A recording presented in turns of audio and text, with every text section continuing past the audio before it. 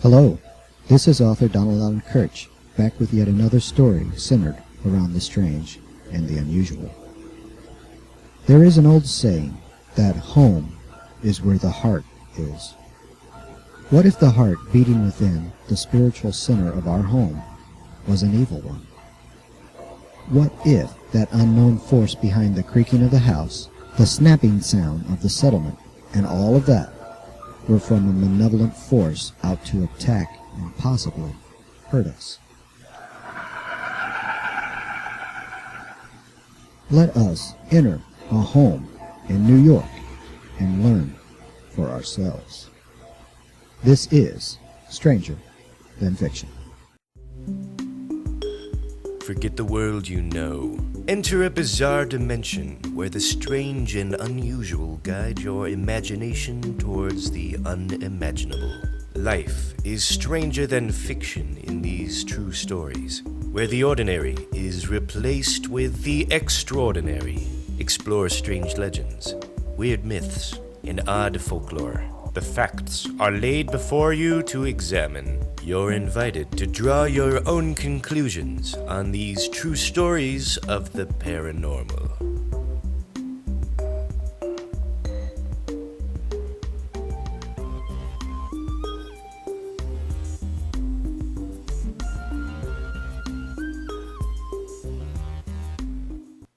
On a rather mild November night in 1974, at around 6:30 in the evening, a small New York town's perspective upon the world suddenly changed.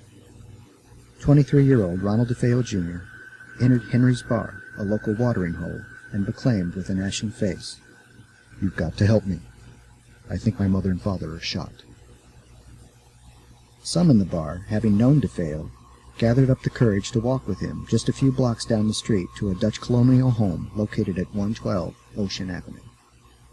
The home had belonged to the DeFeo family since the early months of 1965. They were all well known, and the family was liked. Upon entering the home, a few of Ronald DeFeo's bar friends were horrified to learn that the young man had indeed been correct. His parents were dead, and it appeared to be murder. Someone had made an emergency call to the police, demanding a unit to further investigate. When fully searched, the house contained 6 bodies. All were killed in their beds. The victims had all been shot with a lever-action Marlin .336 caliber rifle. By all evidence, they had been murdered at or around 3:15 a.m. of that same day. The parents, Ronald DeFeo Sr. and Louise DeFeo, had both been shot, twice. The children, Dawn, Allison, Mark, and John Matthew, all appeared to be resting in bed. In fact, all the victims within the house were found resting upon their stomachs. There was a slight suggestion which made some believe that both Louise and her daughter Allison had been the only two awakened by the murdering assault, but this theory is just that. How is it possible that 6 people could remain asleep while the others in their house were being shot with a loud and powerful hunting rifle? 112 Ocean Avenue is within a close community of fashionable homes. No one in the surrounding area heard a single shot. The Suffolk County coroner found no drugs or alcohol within the bodies of those killed. Upon discovery of his murdered family, Ronald DeFeo Jr. stated to the police that his father had been involved with some local mobsters, and that he was certain that if they knew that he was still alive, they would come after him. DeFeo was immediately placed into protective custody and taken down to the local police station. After several interviews, inconsistencies in his story, and within the timeline surrounding the murder, Ronald DeFeo's innocence was questioned. The following day, he confessed. He had killed his entire family. He told detectives, "Once I started, I just couldn't stop. It went so fast." 112 Ocean Avenue would later be known as the house in the Amityville Horror. Even before the famous novel, and before the controversial stories, the property upon which the house had been raised had always been considered bad. During his trial, DeFeo tried to plead insanity. His defense lawyer told stories of an argumentative family and of a confused son who tried to ease himself off his heroin and LSD trips. There have been reported cases of DeFeo hearing voices ordering him to commit the crimes. of strange images of demons and evil faces taunting him during the night. DeFeo once claimed that before the killings, a man with black hands gave him the lethal weapon to start killing with. Although interesting, one must also acknowledge that DeFeo himself has changed his stories several times. There are as many versions of what happened as there are Amityville horror movies. All the ghost stories didn't work. On November 21st, 1975, DeFeo was found guilty and was sentenced to 6 consecutive 25-to-life terms. He is currently being held within the Greenhaven Correctional Facility in Beekman, New York. All his appeals to the State Parole Board have been turned down. Still, the murders held within them some abnormal details. All 6 victims were found in their beds, lying on their stomachs. All appeared to be peaceful and could have awakened quite easily upon hearing the sounds of a rifle being fired. It was this simple fact that no drugs had been found within their systems that had made police and locals puzzle over the case. From ballistic tests, there is no evidence of a silencer ever being used or that the rifle in question had the fittings needed to have one. There was a theory that DeFeo had an accomplice, but no evidence has come forth supporting such a notion. During a recent interview, DeFeo had stated that his sister Dawn had helped him, hoping to profit from her parents' death, but one should strongly consider this source. Amityville. Amityville is just a place. Something happened and that's it. Maybe I should have got a medal for killing him. I don't know. I'm still confused. How could one person go through the house and kill 6 people the way they think they were killed? I went in there to scare him. I didn't go in there to kill him. What had happened was, Dawn said something smart. I said, if you want to get rid of Mommy and Daddy, I said, I'll go get you a gun. I said, in fact, I'll get you a shotgun. How's that?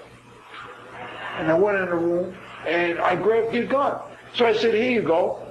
What do you want me to do with that? I said, it's all ready to go. Just pull the hammer back and squeeze the trigger.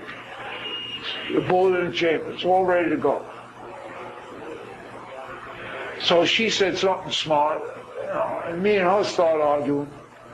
I said, listen, this ain't getting us anywhere. What do you want to do? So I said, come on. I'll show you how to handle this. Like an idiot. I went downstairs, and everybody was sleeping except her and me. His door was like 3/4 closed. I went in there, I said, hey, fat man, get up. And he started to get up. I'll never forget that. I got scared. My sister looked at me. She says, do it. I said, do it. I said, yeah, you do it. You know, I mean, we had a split second. He was getting up. I said, do it. I said, yeah, you do it. So then when I seen his body getting ready to make the move, I just pulled the trigger. After I pulled the trigger, I hit the lever, shot him again. My mother yelled, oh my God, run. And my mother went with a hand. Towards the side of her bed. My mother had a .38 revolver. My mother went for that. I said, oh. My sister looked at me. I said, are you happy now? I said to her. She looked at me. She said, oh my God, look what you did. I said, look what I did. I said, this was your idea, not mine. I said, look what I did. I said, Mommy got shot on top of it. I left the house and I told my sister, I'll be back. Don't do nothing. Let me see what we're going to do. There's things that got to be done. But I got to get out of here because I can't deal with this. Leave everything alone. That's what I told her. I left the house. Well, I was just driving around. It was late. Nobody was up, sleeping. I just kept driving, thinking. I was in a fog. I really didn't know what to do. You know, I was really messed up. The more I thought about it, the worse it got. I was driving with the window open, the radio was off, the heat was off, and I was just thinking and driving, stopping, trying to figure out what I should do, where I should go. Every place I went, it was, was like a telephone, no answer. And then I finally came home. When I drove in the driveway, all the lights were on. I walked in the house, they were dawn, twice. Then I went up the stairs. I went all the way up the stairs. I got to the top, and my sister had a pink shag rug, Allison, in her room. And I looked at her, and I looked down, it was blood, a puddle of blood. I said, oh my God. And I had two brothers' room. I went there. They were dead. I see a hole in both their thighs. Oh God. Then I ran upstairs. I didn't put no light on. I ran up the stairs. And Dawn says, oh my God, Butch, what are you doing here? Grabbed the gun, tried to blow my head off. Tried to shoot me. Again, it was in my face. So now she's a big girl. I got in a wrestling match with her. But nobody was fell down or anything. I got in a wrestling match with her trying to get this gun away. I had the gun straight up in the air. And I got my left hand trying to do something to her. I slammed her down in the bed. I grabbed them all off the floor. And like I said, I hit the lever on the gun. A live round came out of the gun. The gun went off. I thought I shot her in the neck. Maybe 25, 30 seconds went by. Maybe even a minute went by. I just stood there and looked. It was a tragedy. I lost my whole family. Because I did a stupid thing. I thought, I gotta go scare somebody. Look what happened. And when I realized what I did, I was sick. I was sick. I got nauseous sick. My body started feeling numb. But I never did anything like that. DeFeo has been known to be both charming and demanding, constantly threatening to sue those he cannot subjugate. Then came the cold winter of 1975. Just 13 months after the horrible murders that shook Amityville, George and Kathleen Lutz had made a humble offer of $80,000 for the house. Needless to say, the offer was instantly taken by the broker handling the property. But, by state laws, both had to be informed of the house's horrible history. Upon further thought, neither George nor Kathleen considered the matter a serious one. Having only been married for a couple of months, the Lutzes needed a place to help start their new family. Kathleen had noticed a small sign hanging from the front yard lamp, which had read, High Hopes. With her 3 children from a previous marriage, Daniel, Christopher, and Melissa, she was hoping for the best. The Lutzes moved into the home on December 23, 1975. What followed next, as reported by the Lutzes in their book, were 28 days of parapsychological horror unequaled in the realms of ghostly attacks. Upon moving into the house, most of the personal belongings of the DeFeo family had been included with the price of the home. So, if one believes in psychometry, the belief of inanimate objects absorbing the energies around them, then 112 Ocean Avenue had been fully charged. Learning of the house's dark past, a friend of George's insisted that the house be blessed. Mr. Lutz, knowing a local Catholic priest, asked the man to take on the task of placing his new home upon a more peaceful and spiritual path. So it was on the day the Lutzes had decided to move into their home, the priest arrived to do his sacred duty. While in the backyard enjoying a private moment with their children, the priest started his blessings. What happened next has been debated to this day. While in a room Kathleen had decided to use as a sewing room, the priest heard a rather masculine voice ordering him to get out. There was accompanied with this order a foul smell and a rather physical slap upon the priest's face. The priest left without announcing his presence to the Lutzes. Later, the man telephoned George and Kathleen, warning them to stay out of the sewing room as much as possible. The sewing room, it was later discovered, had been the bedroom of Mark and John Matthew DeFeo. From that moment on, the Lutzes encountered several, if not questionable, experiences. George had been constantly awakened in the course of the night to the sounds of the front door opening and slamming shut. Upon investigation, he only saw their dog Harry, asleep peacefully upon the front room rug. The Lutzes' children had also began sleeping on their stomachs, in the same way that the dead bodies in the DeFeo murders had been found. George discovered a small hidden room around 4 feet by 5 feet behind the shelving in the basement. The walls were painted red, and the room did not appear in the blueprints of the house. The room came to be known as the Red Room.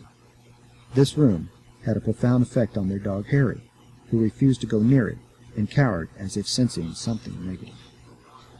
There were cold spots and odors of perfume and excrement in areas of the house where no wind drafts or piping would explain the source. George would hear what was described as a German marching band tuning up, or what sounded like a clock radio playing, not quite in frequency. When he went downstairs to investigate the noise, it would cease. George realized that he bore a strong resemblance to Ronald DeFeo Jr. and began drinking at the Witch's Brew, the bar where DeFeo was once a regular customer. A 12-inch crucifix hung in the living room by Kathy revolved until it was upside down and gave off a sour smell. George tripped over a 4-foot-high china lion, which was an ornament in the living room, and was left with bite marks on one of his ankles. George saw Kathy transform into an old woman of 90. He said, quote, "Her hair was wild, a shocking white, and face of a mass of ugly wrinkles and lines. Saliva was dripping from her toothless mouth." Missy would sing constantly while in her room. Whenever she left the room, she would stop singing, and upon returning she would resume singing where she had left off. Upon several occasions, Kathleen would feel herself being embraced by unseen forces. The house was plagued with swarms of flies in the middle of winter.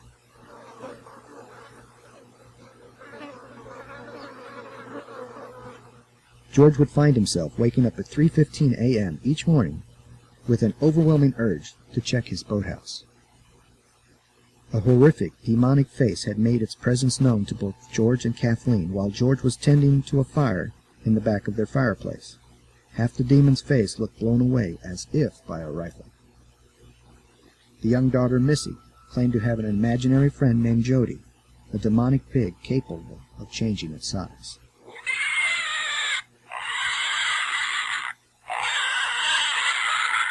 On one January morning in 1976, a trail of gigantic cloven hoof prints had been spotted in the snow just outside the house. On January 8, 1976, realizing that something was against them, both George and Kathleen performed one of two blessings upon their house. With a silver crucifix, the two entered each room of their home, reciting the Lord's Prayer, asking for peace to come to their home. While doing this, each heard several agitated voices begging them to stop what they were doing. The second blessing, which took place in mid-January, was so frightening and indeed so horrific, neither ever fully explained the events, not even in their book, stating that it was just too frightening. Although it is rarely mentioned, the Lutzes did try once to leave their home for a while, heading toward Deer Park, New York, to stay with Kathleen's mother. While trying to relax, the phenomenon had followed them, suggesting that a simple night at the in-laws would solve nothing.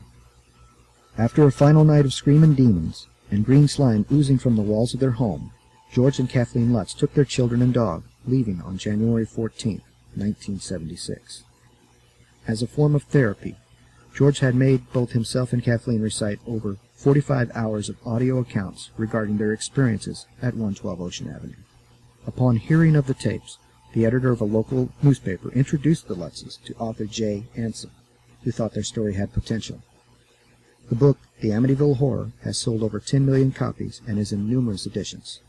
The title, most people believe, had been derived from the classic H.P. Lovecraft story, The Dunwich Horror, which had first been published in 1929. There are those who claim that this story and all its players were made up in order to sell books, that the tragedy of the DeFeo murders was used to capitalize upon for monetary gain. As someone who has had his own sanity questioned after being attacked by a ghost myself, I can sympathize with the Lutzes. With Ronald DeFeo, not so much. At least, in their episode, the Lutzes took no human lives. There hasn't been a one of us who, upon purchasing a home, haven't pondered about those who have lived there before us.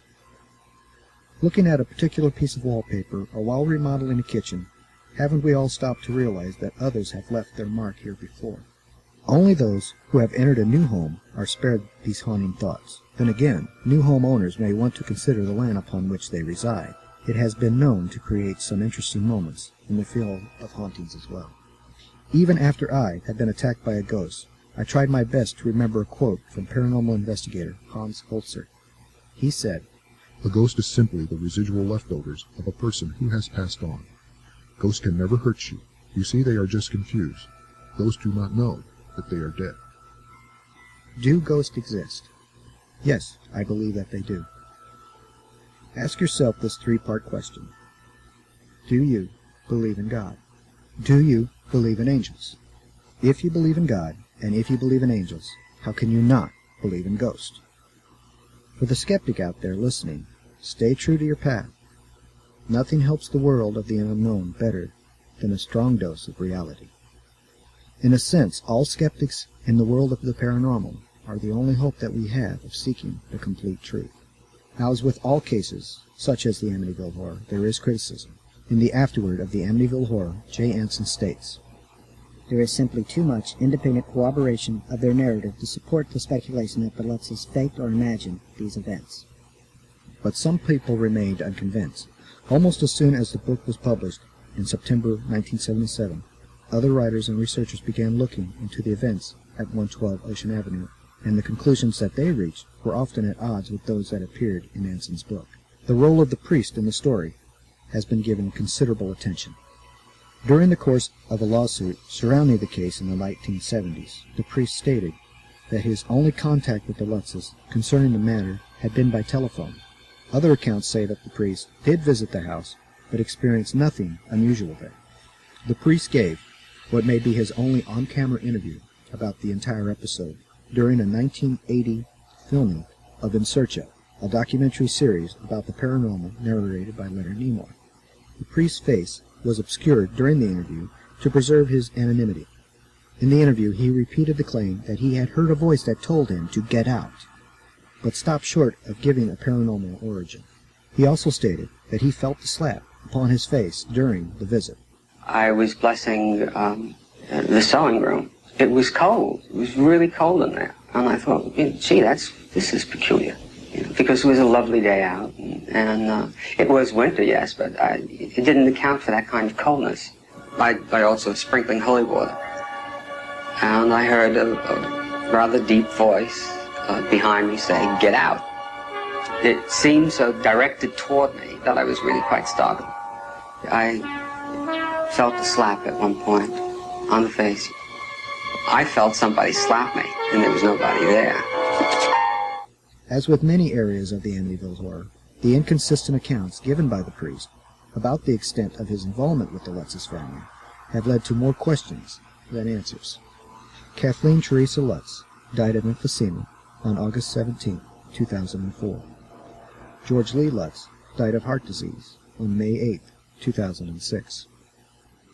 Both had divorced in the late 1980s, but had remained on good terms. Neither ever suggested that it was the spirits that had caused them to grow apart. Ronald DeFeo Jr. remains within the gray walls of his correctional facility, refusing both interviews and comments unless he is paid for the honor. His family is presently entombed in Amityville's nearby St. Charles Cemetery. To this day, the house at 112 Ocean Avenue has remained a dead cell. There have been no other paranormal activities reported.